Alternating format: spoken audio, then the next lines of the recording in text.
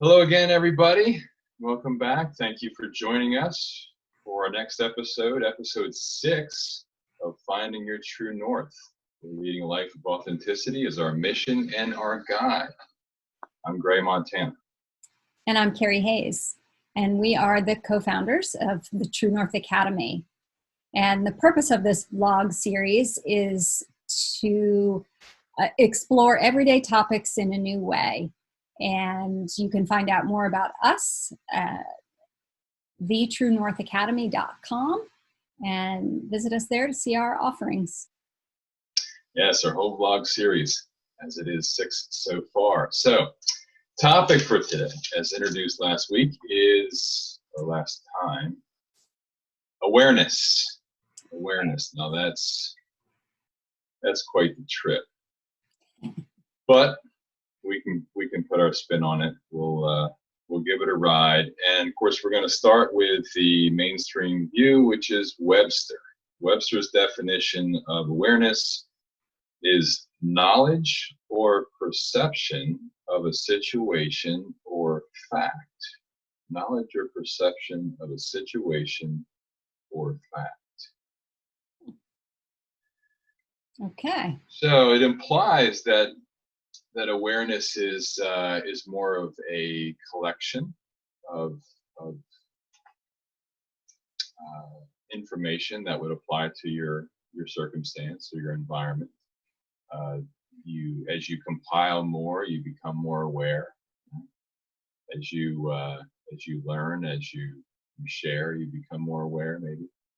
What do you think about that definition? What does awareness mean to you? The word fact, I have to say. I don't think of facts when I think of awareness.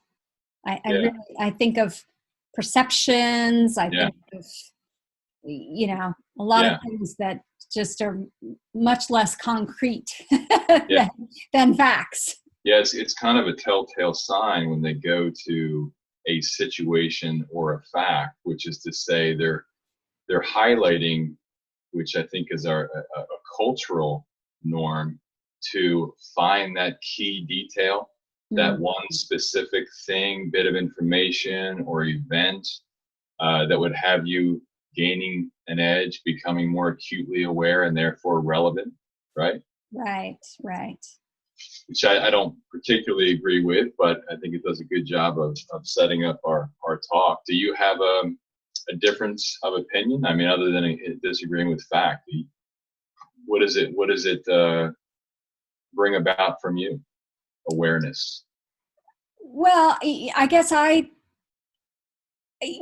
that seems to be focusing more on an outside situation. And when I think of awareness, I think of internal. I think of self-awareness. That's just, it's the line of work I'm in, but that's right where my mind goes. Yeah, I can see that. I mean, it's essentially looking at what is relating to the environment instead of how the environment acts on you or relates to you per se. It's having some understanding of the diversity and random nature of our experience to a point where we're maybe paying more attention. Being, awareness being maybe synonymous with paying attention, having a desire to pay attention in efforts maybe to be led by life instead of attempting to lead life in whatever direction you feel is favorable or should be favorable to you, to your present mission, work scope, whatever. I think that's a key point when you can separate it in that way, is to say, all right, so you're paying attention. What for?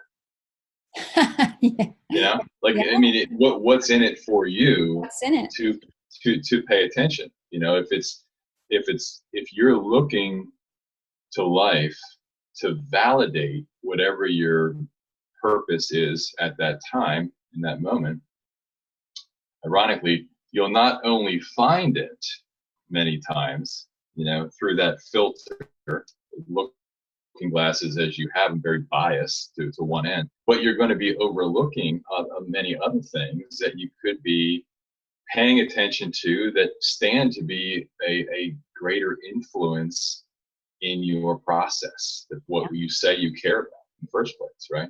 Yeah, yeah. So awareness in the direction of paying attention. Is there a way we can create it?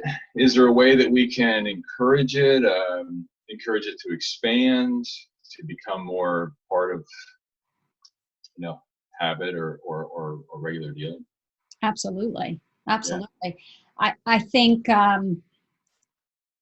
not only is it part of our a key part of our self-development journey, but I think it's also a key in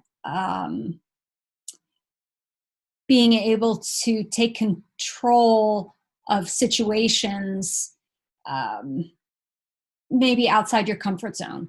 If you're giving a presentation, for instance, and your nerves get the best of you, or you got to go with a spouse to a dinner party, and it's an important kind of thing, and you're in unfamiliar territory, and yet you're supposed to perform to some standard. I think that there are definitely strategies to increase awareness and to help you be more yourself and be more relevant to what's going on in the moment. So in that case, let's take that example. You're uncomfortable. Yeah. You're obviously you're aware of your discomfort. It's present. It's real. It's in this moment. You aspire for more. You have interest in applying yourself maybe in a more effective way. And in what way does your awareness as a collective, as an overall experience, help to curb that fear or anxiety or misunderstanding? Yeah. For me, it's finding one point where I can just recognize the discomfort. And sometimes that's something in my body where I'm reaching for a fact, say, and my mind is just a blur. Then I go, oh, wait a minute, my mind's not working right now. I'm in some sort of overdrive, under too much stress, and my mind's not working. So in that moment, I can use awareness to my advantage, and I can do a simple strategy is just find something on the person that I can comment about. That color reflects your complexion well. Those are fantastic shoes, or, wow, that was a really practical thing to wear in today's weather, or, just some general comment, which incidentally is a habit that I practiced in learning to not say in a social situation where it's a quick hello, rather than hello, how are you? When that's not very authentic, right? Because I only have a second, and we're so conditioned to just respond, oh yeah, I'm fine. So rather than even ask the question, it was to find something to be aware of, just to make a connection. Hey, your hair looks great today. You're, thanks for, just a simple comment. I read a passage in a book that made me think of you. I saw a picture on Facebook and thought, wow, you would really like that. So again, those things just change it up enough, give my mind time to click in, rather than the stress of a situation, right? Because that's where this question started. And And then it allows me to redefine, my position in relationship to the person I'm talking with. Yeah, gather a desired perspective. Yeah. In your example, so the question being, how can it be created or expanded? Your examples gave a very practical application for awareness, which is awareness, being willing to be aware of what is going on instead of avoiding it, at all costs, but actually being present with what is happening, as you mentioned, in your body, with your experience, your disposition, as it might be. The degree in which you can become aware of that has you recognizing it as a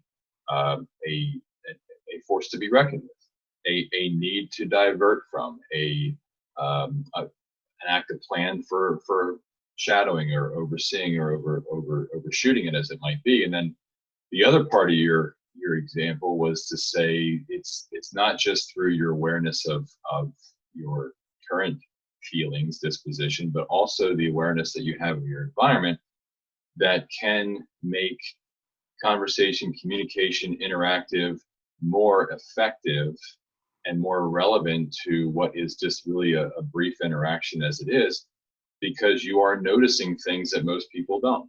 Yeah. And which automatically has an implication that you're paying attention, that you're more involved, that you're more concerned with what is going on, and to the extent that there are shared interests, you see them, you label them, you feel them, you share them. Yes, that's how I feel about awareness. It's I like it. It's a very practical example. For me personally, I think awareness has always been synonymous with the desire to learn from your environment. So we talked about learning the last episode, and it really it does have a cause and effect relationship. How's it created? How's it expanded? Created from a need to see it, knowing that there are many possibilities, there are many opportunities, there's so much input that is available to receive if you are in a position to receive it, which simply has you open and seeing it in the first place. When it comes to expanding it, I don't think there's any substitute for practice. Oh, yeah. It's to say, look, yeah, this is a way of life we're talking about. That's right. Right. This is an evolution of how you see life, and ultimately what it stands to provide you on a moment-to-moment basis. And we just think about that, just conceptualize that moment to moment. How much information? I mean, I've read things over the years that estimate that we're taking in 1/1,000,000th of the stimulus that we're subconsciously aware of, but not consciously aware of. And of course, I don't believe it's our recommendation to ratchet up to that point. Of course, that is beyond maybe our human potential. But I will say that choice to bulldoze through what is this moment with a preconceived notion, a premeditated plan of attack, as it may be, does wipe any and all possibility of noticing, paying attention, seeing, feeling what there is to learn from this moment right now. Wipes it off the table. It's not even a possibility, right? Yeah. I think awareness, it's simple. Try it for a day, try it for a couple of days. Don't follow hello with how are you? Ask anything else, or don't even ask. Make a statement. Yeah. And see what kind of response you get. It's cool that you went there, because in my mind, like, it was very esoteric, and it just, real macroscopic, not microscopic. And of course, there's always the need to make it relevant or practical. But, to the extent that is tried, I think universally people are going to realize that that's just one example. But to do anything in that direction, to give somebody more from a brief interaction than they have gotten in all their other interactions and of that day or that week, as it may be, and only with a little tidbit of information, just something small. It's like, whoa, like she's really paying attention. I mean, that's legit. I mean, she's obviously not in her head. She's not on her phone. She's not thinking about what she wants, what she needs from me, or what she's going to do after she leaves here. She's here with me right now. And it's engaging, and I think it's stimulating for them, and also encouraging for them to jump into the moment with you, perhaps. Yeah. Yeah. Cool. All right. Well, how about looking at it as a life experience? I think your example is a good one. Is there any other way that awareness can contribute to a lifestyle on the whole? To what end? To what extent can it contribute? Is it a redirection? Is there possibility or opportunity beyond the obvious that we've already talked about? I'm not sure that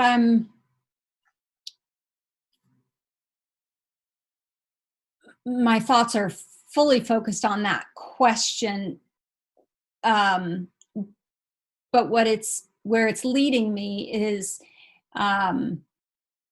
in relation to others.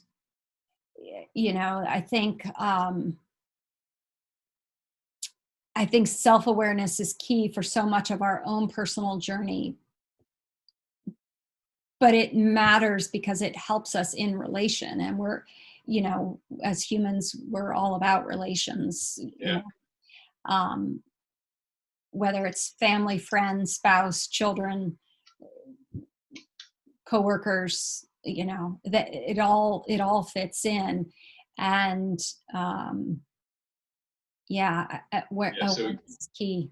So you went right to relationships and interacting, and I think that's a good word. That's a good place to go, because it really is. Look, there is so much that you can take from life individually. You can sit on the park bench, you can observe nature, you can observe life as it passes you by, even if it's not literally. It's an observation that adds color to your life. It adds information to your mind. It adds emotion in the form of feeling to the experience, and it is absolutely relevant to whatever your takeaway might be. But to the extent that it's shared with another person, to the extent that there is interest and attention given to who they are and what's important to them and how it's relevant to both of you as a collective, that is immediately applicable. It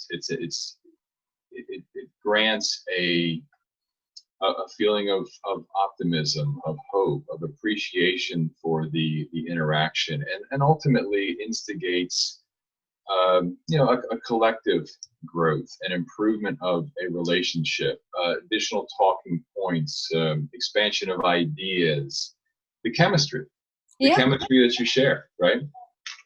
And it's also a little